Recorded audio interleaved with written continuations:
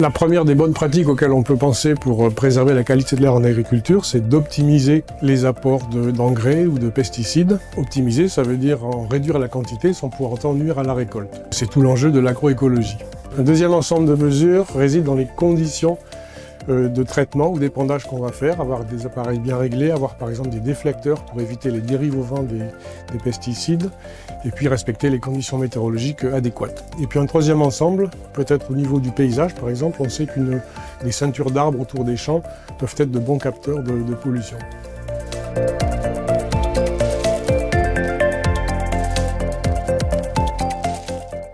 L'agriculture produit trois types de substances polluantes. D'une part, les composés azotés, typiquement ammoniac et oxyde d'azote, qui proviennent soit des déjections animales, soit des épandages d'engrais. Deuxièmement, des particules, qui proviennent soit directement d'opérations comme le travail du sol, soit indirectement par conversion de ces composés azotés gazeux en particules. Et troisièmement, des produits phytopharmaceutiques, des pesticides, qui peuvent être transportés dans l'air soit par dérive pendant l'application, soit par volatilisation une fois qu'ils sont déposés sur les surfaces visées.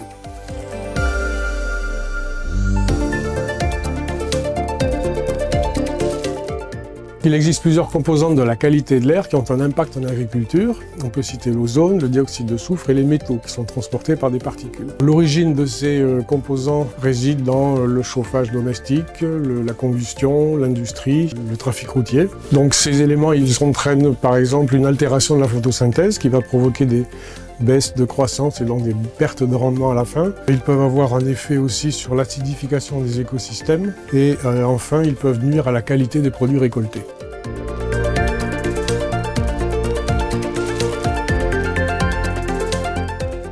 Une grande partie des sources de pollution de l'air proviennent du trafic routier, proviennent du chauffage domestique, de la combustion et de secteurs d'activité comme l'énergie ou l'industrie. Et ces activités sont le plus souvent localisées en ville plutôt qu'à la campagne. Donc oui, de manière globale, l'air est plus pollué en ville qu'à la campagne.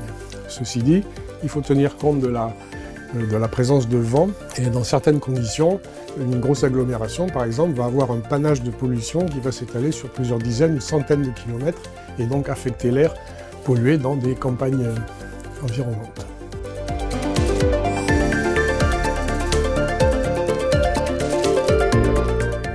La végétation en ville, c'est important d'abord pour des raisons esthétiques ou récréatives. On aime bien se promener ou faire du sport dans les parcs urbains. La végétation en ville a aussi des effets sur le microclimat et la qualité de l'air. Sur la qualité de l'air, parce que les feuilles de végétation sont capables de fixer des polluants gazeux ou particulaires, donc contribuent à baisser les concentrations aériennes en ces substances.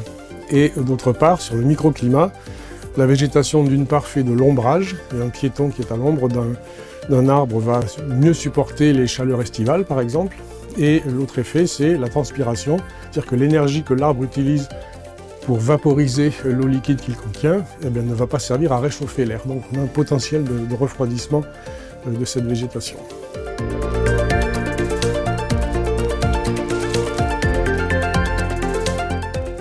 Les périodes de confinement se sont révélées très intéressantes pour mettre en relation la diminution de certaines sources de particules polluantes, typiquement le trafic routier et l'industrie, sur les concentrations en substances polluantes.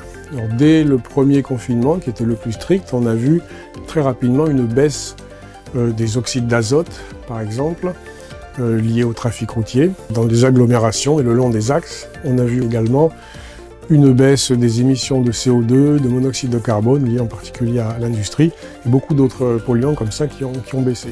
Et donc ces observations ont montré à quel point l'homme peut avoir une action sur l'atmosphère à des échelles de temps beaucoup plus courtes finalement que celles qu'on pouvait imaginer.